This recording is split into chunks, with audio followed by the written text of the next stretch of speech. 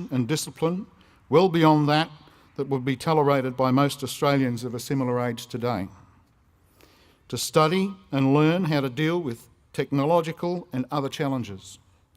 To live in an environment that still contained features familiar to your Tingara predecessors early in the last century. And in some cases, to go to war while still minors. For all this, I thank you, and on behalf of the Navy and the nation, I thank all of you for your service. Ladies and gentlemen, it is now my enormous pleasure and honour to formally dedicate this memorial to the memory of the boys who trained as junior recruits in HMAS Lewin and HMAS Cerberus, and who served in the Royal Australian Navy in wars, conflicts and peacekeeping since 1960. Well done. Thank you.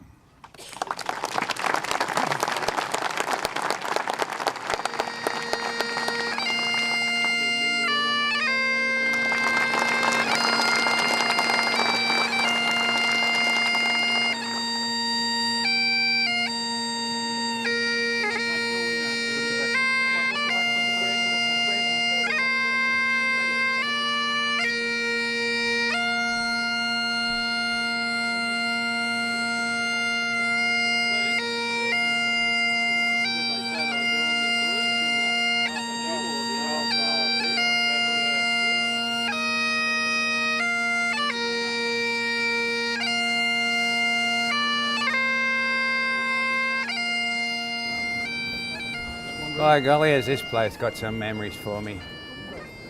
The Lewin Drill Hall. A torture chamber if ever I had seen one. Well do I remember it.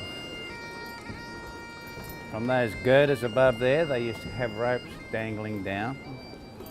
And they used to take all junior recruits or budding seamen and have them climb up the knotted ropes to the top. Anybody who could ring the bell at the top was indeed some sailor, because I don't think over the years anyone actually got to the top, did they not? If they did, they were very good athletes indeed. It was also the place where they used to have the dances every week. Every Friday they used to bring the girls from around the town who were good enough to be bussed in to dance for those lonely young men. And that was the highlight of the week, I think. Full 3 hours with female company. And of course, yes, we had boxing tournaments here. Yeah. In order to show your manhood, you had to stand up there and take a beating.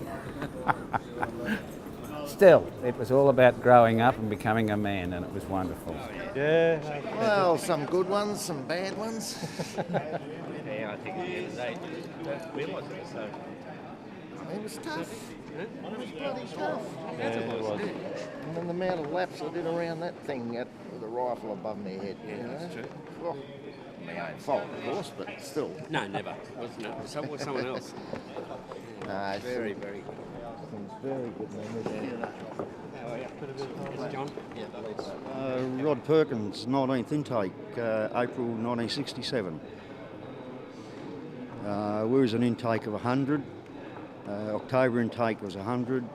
June and December were 200s intakes. Out of about 100 young blokes that joined, I think there's about 80, mid-80s passed out of here. Some were discharged medically and for other reasons, compassionate reasons.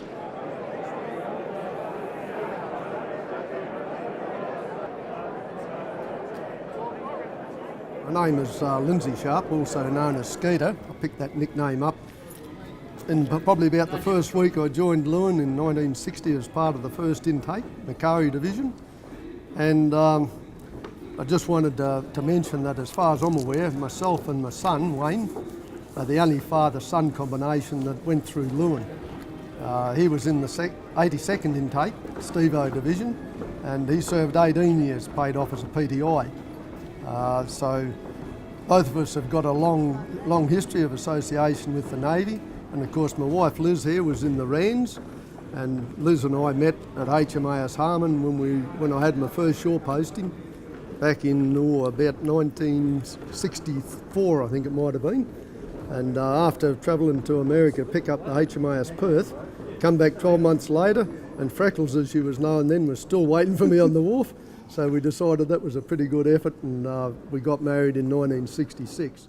I located this document once my mum died, probably about 18 years later, from leaving Lewin, and unbeknown to me, I had topped my class. So I thought I'd bring both mid and final reports across to show my former classmates and surprise them as much as it surprised me. So that was picture was taken up on this spot. Yeah, okay. All those years ago. Yeah, Perkinson family passing out Yeah. the road. Ramsey, yeah. That was Commodore Ramsey and then Commodore H.D. Stevens. Remember he was there? Yeah. I've been trying to find Mick, me mate, since this spot 43 years ago, and I was very happy to run into him, and I'm still looking for one more close friend who I used to box with, and but I've been told he's not here, so yeah, it is, and there's a lot of faces here. I remember in the fleet. I joined in '67. I served 35 years. I did Vietnam, Gulf War, Somalia, and a few other little things in between.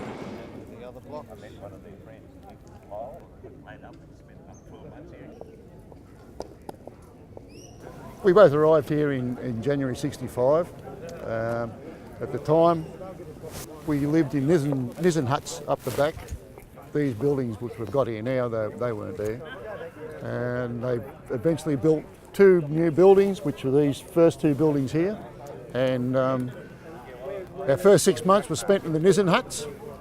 And then we ventured from there down to the new buildings, which were roads and Howden divisions. And here, these buildings here contained the galley, cafeteria, laundries and showers. The showers weren't inside your buildings, you had to run outside and get changed and showered in there. What else do you recall? We had the canteen just... Canteen. And this hill was a punishment hill. You were made to run up and down here. Change of uniforms was a great thing. We'll give you 20 minutes to go and change in a different uniform. You'd run down to the main gate, see the Master at Arms down there, he'd inspect you and send you back and give you another uniform to put on. It's a small form of punishment, but discipline was good, it was enjoyable. I would do it again if I was a bit younger. This is Garen Ockwell. He come all the way from Melbourne. My name's Ron Putty.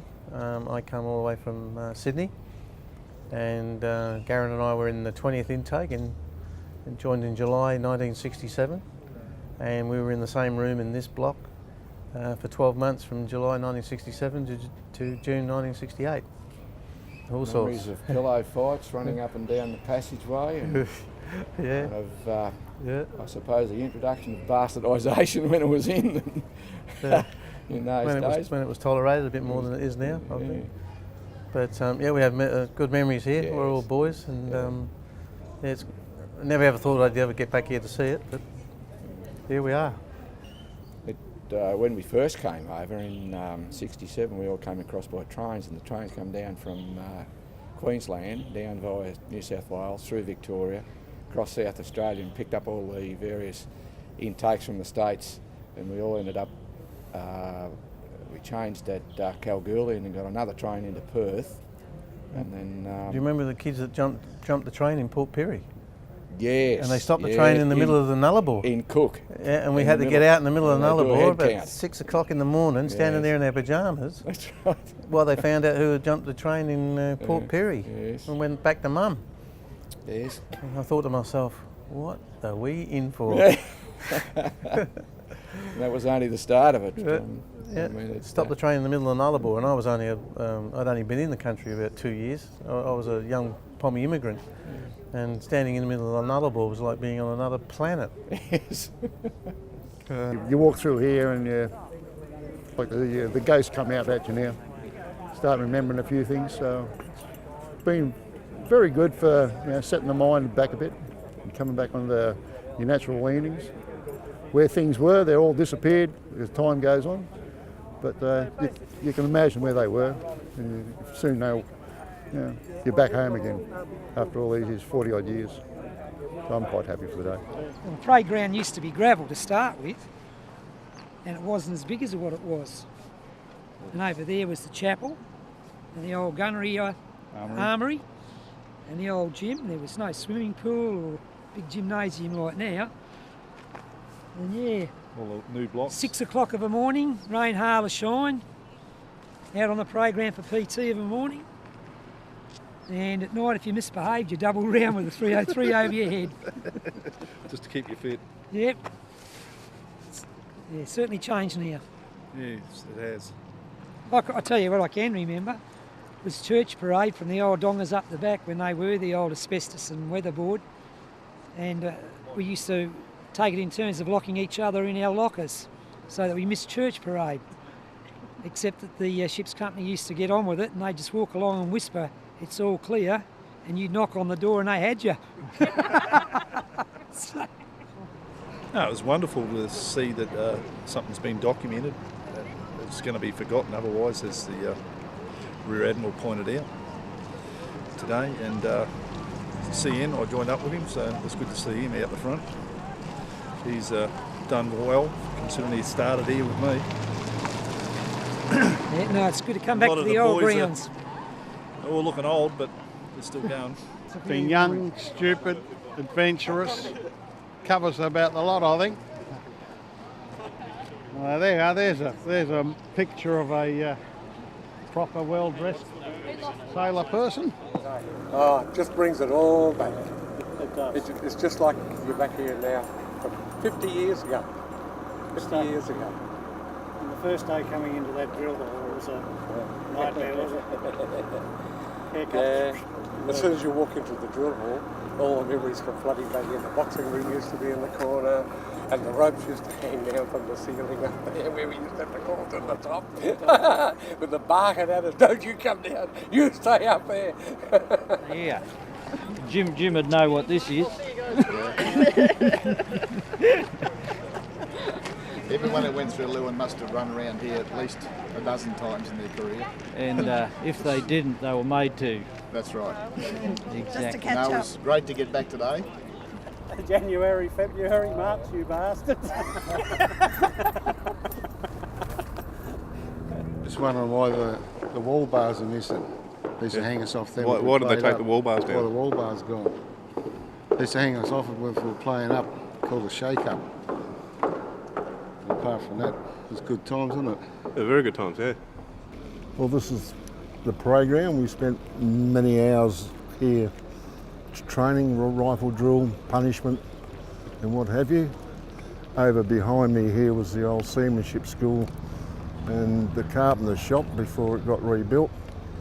Over to the right there was the gunnery school, and there was an MBCD school where the gymnasium is now. And everything featured around the drill hall, in and out. All the officers were in there and everything. And we just did morning divisions here every morning. Did PT, and as you said, doing PT, it's pretty rough on the old hands. But they used to get us down here at 6:30 to do it anyway. So it became a bit of an icon. The drill hall was such that I remember having big bars up at the wall here where we used to have to hang off them doing all sorts of exercises. And of course I remember the dances that the local girls used to put on for us in the drill hall as well. I think probably maybe once a month, I think it might have been. They used to invite some of the local girls to come along and they'd hold a well chaperoned, I might tell, well chaperoned dance. And give us, a lot of us, the opportunity to meet some local girls, because in our first intake we were only allowed to have 4 hours leave on Saturday, 4 hours leave on Sunday, And if you played football, as I did then with the local Aussie Rules team at Lewin, we had to play football in the afternoon, which left us no time at all, except maybe to catch the bus and go to a movie in town, and that was chauffeured. You had to catch the bus in and immediately catch the bus when the movie was over. And of course Sunday we had to go to a church session, so that was half of Sunday gone. And for those of us that get along quick, I remember we used to go down to the fish markets at Fremantle, get a bag of fish and chips, and it was nearly time to come back home. So we didn't have a heck of a lot of time up our sleeve. All our days while we were at Lewin were full. We started at 6 o'clock. We used to have to get down here and do PT, either in the drill hall or outside. Started at 6. We'd race back, have breakfast, and then our administration or educational days would start. We'd knock off, around about 4 o'clock. Then you had to play sport, regardless of whether you wanted to or not. Everybody participated in one sport or another. Then we'd have lunch or tea. Yeah. And then as soon as that was over, we were off to the education centre. We had to go to evening prep, as we used to call it. And that went till about 9 o'clock, something like that. And then we had to get back to our cafe. We'd have rock cakes and kai, and then off to bed. And it was about the full day. We didn't have time to do anything else. Yeah, so it was good memories. I came over in March 1960 and to get the place ready for the first intake in July. And there they were, 155 of them, shambling through the gates of Lewin on July the 13th, 1960. And we had to set about knocking them into shape. And it was fun. I came 6 months later, and Jim had knocked them into shape by then. And and I spent a year here, 61, and I've recognised some of the young fellas who are now 50 years older. And today's been a really good get-together. I'm looking forward to tonight.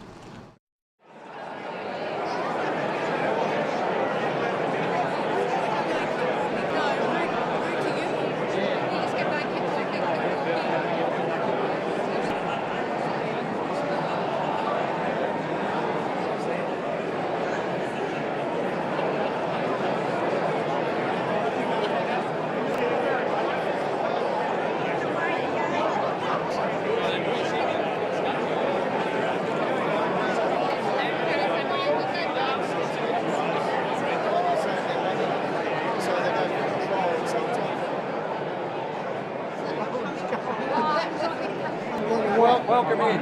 Welcome.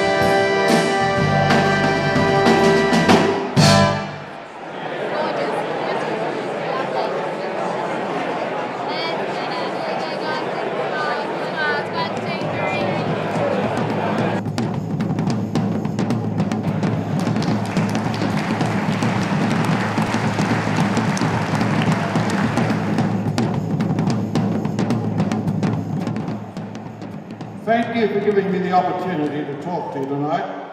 I'm delighted to be here, and I know that Alan Ferris, the only other one of the original JRTE staff of 1960, is equally delighted.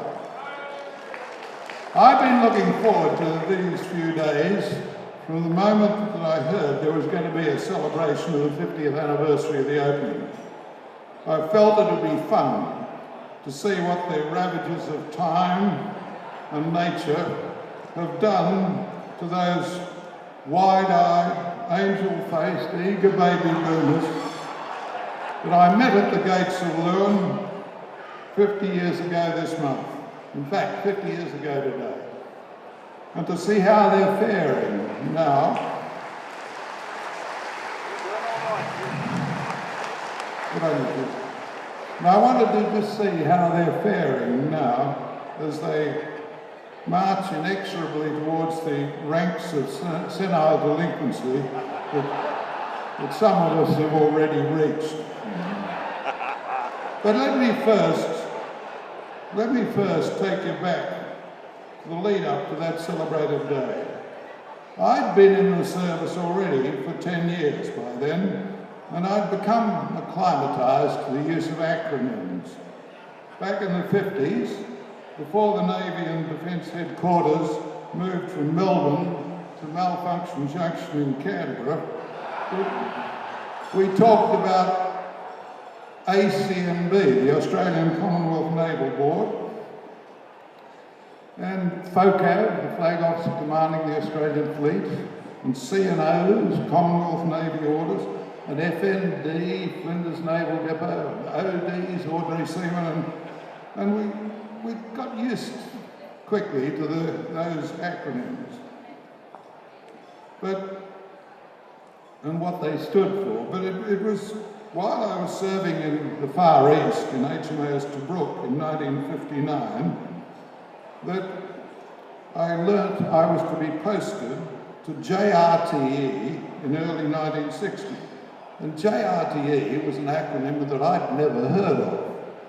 So I asked a senior officer in Tobruk what the letter stood for, and he told me that JRTE was a new training concept introduced on the basis of junior recruits respecting their elders.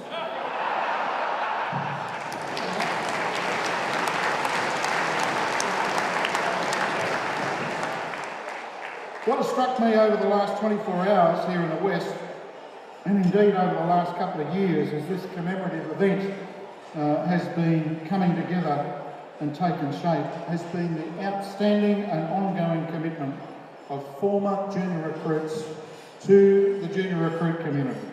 I truly believe that it is something quite exceptional, perhaps typically Australian when you consider our values of mateship, but nonetheless something that is quite exceptional. I'm well aware that there are many in our number tonight, as we've heard, that have travelled many miles to be here. And once again, I think that's an indication of the commitment that we have to this pretty unique community of ours. And of course, we go back a long way. In 1959, as you've heard from Jim, the Naval Board agreed to reintroduction of the junior ratings training and the establishment that should be located at HMAS Lewin here in Western Australia. The number of recruits that went through that organisation, just over 13,300 in fact, was just outstanding. I doubt that anybody serving in my position now, so many years ago, when the scheme was introduced, would have ever contemplated the success, the depth of feeling and the commitment that the scheme would engender over so many years. And of course, we all felt that commitment and feeling when we were doubling to our classrooms or study, or back to the Strand Hall for lunch, or in my case, doubling around the parade ground with a weapon because my 16-year-old cabin mates, Russ Crawford and Russ Cronin, who I told you I was going to name you, decided to behave like 16-year-olds after lights out.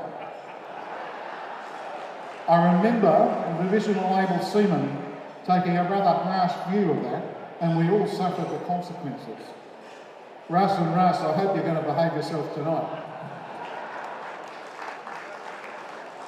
Now, I do have one thing before I finish that I have been saving up for 40 years. Now, this is a story that occurred to me, that happened to me when I was a young JR, down in the blocks at seamanship training. And there was an instructor there, a leading seaman, UC he was, now Lieutenant Commander in our Navy. But leading seaman UC Wilson took exception to something that I did. And in fact, what he did was had me pick up a chair in the corner of the classroom. And I stood in the corner of the classroom with his chair held horizontally for as long as I could do it. Well, Jack, what goes around comes around.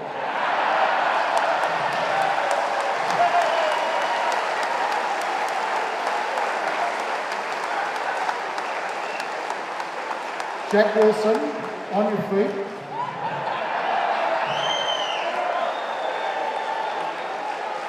Lieutenant Commander Wilson, there is a chair being strategically placed right beside you, which is empty.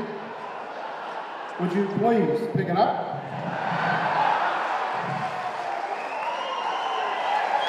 And I want it held horizontally until I finish.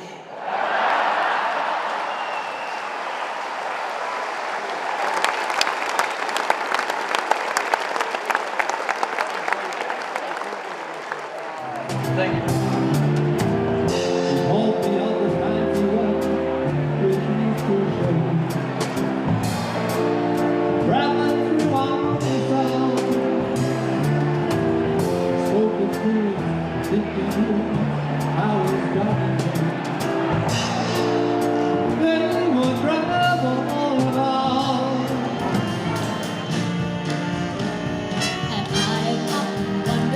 How did it all start? We found out that nothing can capture the heart like a melody.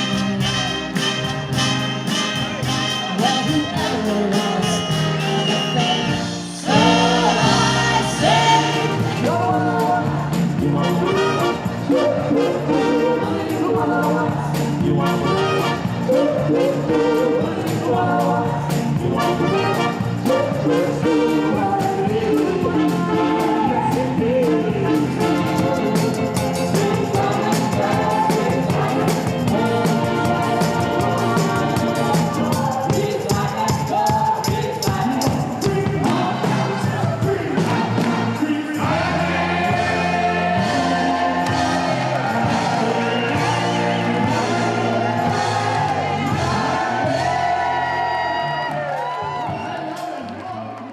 It's been an absolutely wonderful night. I've caught up with a lot of old friends that I joined up with and I also served with on different ships.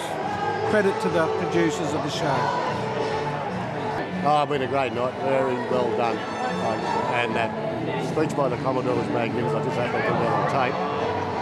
And Lewin today has changed since I was there. I was there in '65 and it's completely changed. It doesn't look like that. The whole lot's been brilliant. Damn fine evening. Damn fine.